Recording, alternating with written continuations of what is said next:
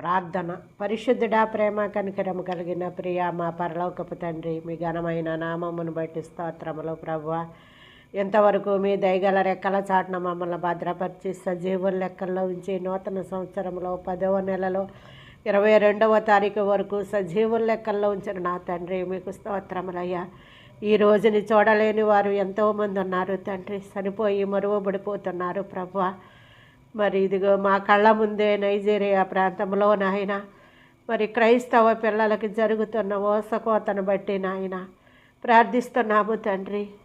మేమైతే తినుచు త్రాగుచు సుఖిస్తూ నాయన ప్రభువా తండ్రి నాయన అనుకుంటూ మరి మేము హ్యాపీగా తిరుగుతున్నాము. కానీ నాయన మరి ఆ బిడ్డలైతే నాయన నీ కొరకు నాయన హతసాక్షులైపోయి స్త్రీల సైతము నాయన హింసింపబడుతూ నాయన పిల్లలు, వృద్ధులు నాయన, యవనస్తులు, కన్యకలు అందరూ కూడా నాయన మరి నాయన నీ శ్రమల నిమిత్తమై తండ్రి, నీ నిమిత్తమై మీరు పెట్టిన పరీక్షలో నాయన వారు నిలబడి నాయన ప్రాణాలైనా పోగొట్టుకోవటానికి సిద్ధముగా ఉన్నారు. కానీ నాయన మరి నీ నామాన్ని విడిచిపెట్టడానికి వారు సిద్ధపడట్లేదు ప్రభువా. అందును బట్టి నీకు స్తోత్రములు చెల్లించుకొనిచున్నాము నాయన. విశ్వాసానికి పరీక్ష కలిగినప్పుడు నిలబడగలిగిన శక్తిని ఇవ్వగలిగిన దేవుడవు నీవే తండ్రి. మరి ప్రకటన గ్రంథములో స్మరణ సంఘములో చెప్పి ఉన్నావు నాయన, 10 దినములు శ్రమ కలుగుతుంది, మరణము వరకు నమ్మకముగా నుండండి, మీకు నేను జీవ కిరీటాన్ని ఇస్తానన్నావు తండ్రి. ఆ నైజీరియాలో ఉన్న బిడ్డలందరికీ మీరు జీవ కిరీటాలు ఇచ్చేస్తున్నారు తండ్రి.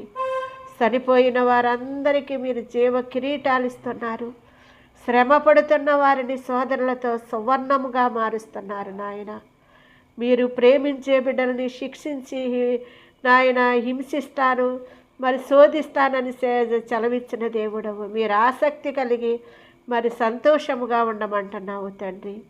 నీవు ఎవరినైతే ఎక్కువగా ప్రేమిస్తావో ఆ బిడ్డలకే ఎక్కువ శ్రమలు కలుగుతాయని సోదరులతో మరి సువర్ణముగా మార్చి నాయన మీ పరలోకపు రాజ్యములోను నాయన, మీ పరలోకములోను నాయన గొప్ప సింహాసనాలతోనూ నాయన బంగారపు కిరీటాలతోటి వారిని సత్కరిస్తూ గౌరవిస్తూ అధికారాలతో మీరు సన్మానించబోతున్నందుకు స్తోత్రములు ప్రభువా. నాయన బిడ్డలను అందరినీ జ్ఞాపకం చేసుకోండి, వారి ఆకలి దప్పికలను తీర్చండి నాయన. వస్త్రాలను దయచేయండి, గృహాలను దయచేయండి నాయన. ఎంతో ప్రాణ నష్టముతో నాయన బిడ్డలు మరి అల్లాడిపోతున్నారు నాయన. సరైన వసతులు లేక నాయన, తినటానికి తిండి లేక ప్రభువా నాయన మరి నాయన ఎంతో భయంకరమైన